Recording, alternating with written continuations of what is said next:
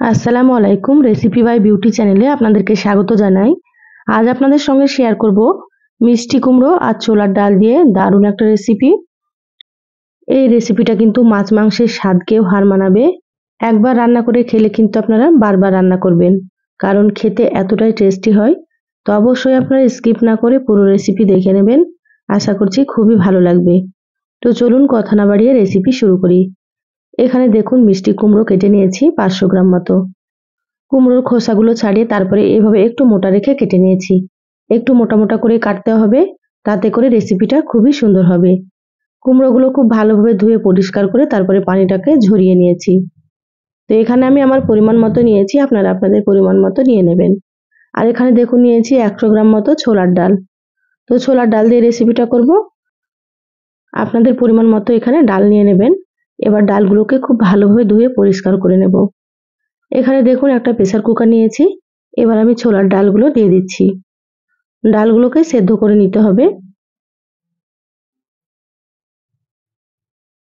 সম্পূর্ণ ছোলার ডালগুলো দিয়ে দিলাম। এবার দিয়ে দিচ্ছি সামান্য একটু হলুদ গুঁড়ো। হলুদ গুঁড়ো দিলে ডালের কালারটা খুবই সুন্দর হবে, সেজন্য দিয়ে দিলাম। এবার দিয়ে দিচ্ছি পরিমাণ মতো পানি। তো এখানে প্রায় আমি 1.5 কাপ মতো পানি দিয়ে দিলাম। এবার আমি প্রেসার কুকারের ঢাকনাটা লাগিয়ে নিচ্ছি। এবার গ্যাসের চুলায় বসিয়ে আমি 4টে সিটি দিয়ে নেব, তারপরে আপনাদেরকে দেখাচ্ছি। দেখুন 4টে সিটি দিয়ে নিয়েছি। ডালগুলো কিন্তু খুবই সুন্দর সেদ্ধ হয়ে গিয়েছে। এইভাবে একটু ভালোভাবে সেদ্ধ করে নিতে হবে, তাতে করে রেসিপিটা খুবই ভালো হবে।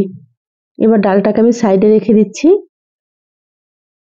এবার গ্যাস অন করে কড়াই দিয়ে দিলাম। কড়াই দিয়ে দিচ্ছি সর্ষের তেল। তো এখানে প্রায় আমি 3 টেবিল চামচ মতো সর্ষের তেল দিয়ে দিলাম। তো রান্নাটা আমি সর্ষের তেলে করছি, আপনারা চাইলে সয়াবিন তেল দিয়েও করতে পারেন। তেলটা ভালোভাবে গরম করে নিয়েছি। এবার আমি এখানে মিষ্টি কুমড়োগুলো দিয়ে দিচ্ছি।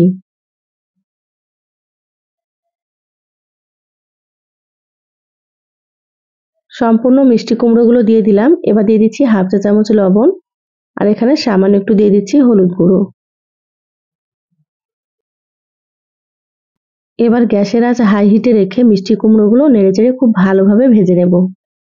অবশ্যই কিন্তু ভেজে নেবেন, তাতে করে খেতে খুবই ভালো লাগবে। তো যারা ভিডিওটি ইউটিউব চ্যানেল থেকে নতুন দেখছেন, প্লিজ চ্যানেলটা সাবস্ক্রাইব করে চ্যানেলের সাথেই থাকবেন। যারা ফেসবুক পেজ থেকে ভিডিওটি দেখছেন, একটা লাইক দিয়ে পেজটা ফলো করে রাখবেন পরবর্তী ভিডিও নোটিফিকেশন পাওয়ার জন্য। দেখুন মিষ্টি কুমড়োর কালার কিন্তু অনেকটাই চেঞ্জ হয়ে গিয়েছে, আর ভাজা প্রায় হয়ে গিয়েছে। এবার আমি মিষ্টি কুমড়োগুলোকে প্লেটে তুলে নেব। এভাবে করে ভেজে নিতে হবে।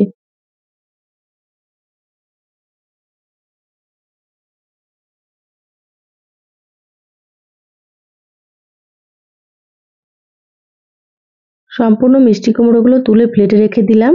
এবার ওই তেলের মধ্যে দিয়ে দিচ্ছি হাফ চা চামচ গোটা জিরা। তেলের মধ্যে সামান্য একটু গোটা জিরা দিলে কিন্তু খেতে খুবই ভালো লাগে, আপনারা দিয়ে দেবেন।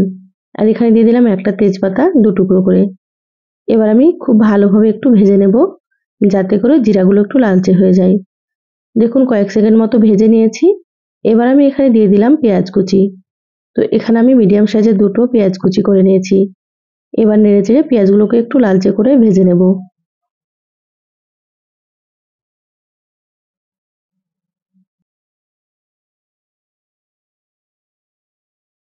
দেখুন পেঁয়াজগুলো হালকা ভাজা হয়ে গিয়েছে। এবার আমি এখানে দিয়ে দিচ্ছি 5-6টা মতো চেরা কাঁচা পাকা মরিচ। আপনারা যেমন ঝাল খাবেন সেভাবে করে এখানে মরিচ দিয়ে দেবেন। মরিচ দেওয়ার পরে আবার একটু নেড়েচেড়ে ভেজে নিচ্ছি। এবার দিয়ে দিচ্ছি হাফ চা চামচ আদা বাটা, দিয়ে দিচ্ছি হাফ চা চামচ রসুন বাটা। এবার আদা রসুন ভেজে নেব, যাতে করে আদা রসুনের কাঁচা গন্ধটা চলে যায়। গ্যাসের আঁচ মিডিয়ামে রেখে 3 থেকে 4 মিনিট মতো ভেজে নিচ্ছি, তাতে করে আদা রসুনের কাঁচা গন্ধ চলে যাবে।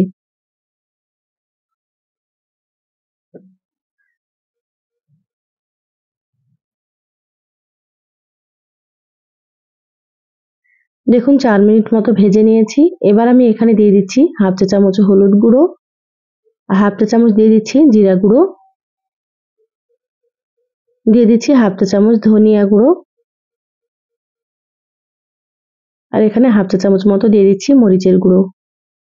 এখানে আমি যেহেতু কাঁচা মরিচ দিয়েছি, সেজন্য ঝালের পরিমাণটা এখানে কম দিয়ে দিলাম। আপনারা যেমন ঝাল খাবেন সেভাবে করে মরিচ গুঁড়ো দিয়ে দেবেন। এবার দিয়ে দিচ্ছি 1 চা চামচ কাসুরি মেথি। মিষ্টি কুমড়োতে কাসুরি মেথি দিলে কিন্তু ফ্লেভারটা খুবই ভালো লাগে আর রান্নাটাও কিন্তু খেতে অনেক বেশি মজা হয়। তা আপনারা অবশ্যই থাকলে দিয়ে দেবেন। এবার দিয়ে দিলাম স্বাদ মতো লবণ। লবণ যেহেতু প্রথমে কুমড়ো ভাজার সময় দিয়েছিলাম, সেজন্য লবণটা এখানে বুঝেই ব্যবহার করবেন আপনারা। এবার দিয়ে দিলাম সামান্য পরিমাণে একটু পানি। পানি দিয়ে মশলা খুব ভালোভাবে কষিয়ে নেব। আর এখানে অবশ্যই কিন্তু আপনারা একটু পানি দিয়ে দেবেন, না হলে শুকনো মশলাগুলো পুড়ে যাবে। এবার গ্যাসের আঁচ মিডিয়ামে রেখে একটু সময় নিয়ে কষিয়ে নিচ্ছি। দেখুন মশলা কষানো হয়ে গিয়েছে, মশলা থেকে তেল ছেড়ে দিয়েছে। এবার আমি এখানে দিয়ে দিচ্ছি সেদ্ধ ছোলার ডাল। ছোলার ডালগুলো দিয়ে আবারও খুব ভালোভাবে একটু নেড়েচেড়ে মিশিয়ে নিচ্ছি। আমার চ্যানেলে আরও অনেক রেসিপি আছে, চাইলে আপনারা কিন্তু রেসিপিগুলো দেখে নিতে পারেন। আমি সবসময় সহজ রেসিপিগুলো আপনাদের সঙ্গে শেয়ার করার চেষ্টা করি, খেতে ভীষণ ভালো হয়। আপনারাও একবার রান্না করে খেয়ে কমেন্ট করে জানাবেন আপনাদেরকে কেমন লেগেছে। ছোলার ডালগুলো আমি 1 মিনিট মতো কষিয়ে নিলাম, তারপর এখানে মিষ্টি কুমড়োগুলো দিয়ে দিলাম। মিষ্টি কুমড়োগুলো দিয়ে আবারও ডালের সঙ্গে খুব ভালোভাবে একটু নেড়েচেড়ে কষিয়ে নেব। যেহেতু কুমড়োগুলো ভাজা আছে, খুব বেশিক্ষণ কষানোর দরকার নেই, 1 থেকে 2 মিনিট মতো কষিয়ে নিতে হবে। দেখুন কষানো হয়ে গিয়েছে, এবার আমি এখানে দিয়ে দিচ্ছি পরিমাণ মতো পানি। তো প্রথমে আমি ডাল সেদ্ধ করেছিলাম সেই পানিটা দিয়ে দিচ্ছি। ডালের পানিটা দিয়ে দিলাম, এবার আমি দিয়ে দিচ্ছি এখানে ফুটন্ত গরম পানি। অবশ্যই কিন্তু আপনারা এখানে গরম পানি দেওয়ার চেষ্টা করবেন, তাতে করে রান্নাটা খেতে অনেক বেশি ভালো লাগবে। এখানে আমি 2 কাপ পরিমাণে পানি দিয়ে দিলাম। আমি খুব বেশি পাতলা করব না, একটু ঘন করে রান্না করে নেব। আপনারা যদি একটু পাতলা খেতে পছন্দ করেন তাহলে এখানে একটু পানির পরিমাণ বেশি দিয়ে দেবেন। আর যদি ঘন করে রান্না করেন তাহলে 2 কাপ পরিমাণে পানি দিলেই হয়ে যাবে। পানি দেওয়ার পরে খুব ভালোভাবে নেড়েচেড়ে মিশিয়ে নিলাম। এবার আমি ঢাকা দিয়ে রান্না করে নেব। গ্যাসের আঁচ মিডিয়ামে রেখে 7 থেকে 8 মিনিট মতো। তারপরে দেখাচ্ছি। দেখুন 8 মিনিট পর ঢাকাটা আমি খুলে নিলাম। এবার দেখে নেব মিষ্টি কুমড়োগুলো সেদ্ধ হয়েছে কি। যেহেতু মিষ্টি কুমড়োগুলো আগে থেকে একটু ভাজা ছিল আর ছোলার ডালগুলো আগে থেকে সেদ্ধ করা ছিল, সেজন্য রান্না হতে কিন্তু খুব একটা বেশি সময় লাগবে না। দেখুন সুন্দর মতো সেদ্ধ হয়ে গিয়েছে। এবার আমি এখানে দিয়ে দিচ্ছি 1/2 চা চামচ গরম মশলার গুঁড়ো। গরম মশলাটা এবার নেড়েচেড়ে খুব ভালোভাবে মিশিয়ে নেব। রান্নার শেষে একটু গরম মশলার গুঁড়ো দিলে ফ্লেভারটা খুবই ভালো হবে। যদি আপনাদের হাতের কাছে গরম মশলার গুঁড়ো না থাকে তাহলে আপনারা এখানে ভাজা জিরার গুঁড়া দিয়ে দেবেন। দেখুন রান্না হয়ে গিয়েছে, গ্যাস বন্ধ করে দিলাম। ঢাকা দিয়ে 5 মিনিট রেখে দেবো, তারপরে দেখাচ্ছি। দেখুন 5 মিনিট পর বলে ঢেলে নিয়েছি আর কতটা সুন্দর হয়েছে। মাশাআল্লাহ খেতে খুবই ভালো হয়।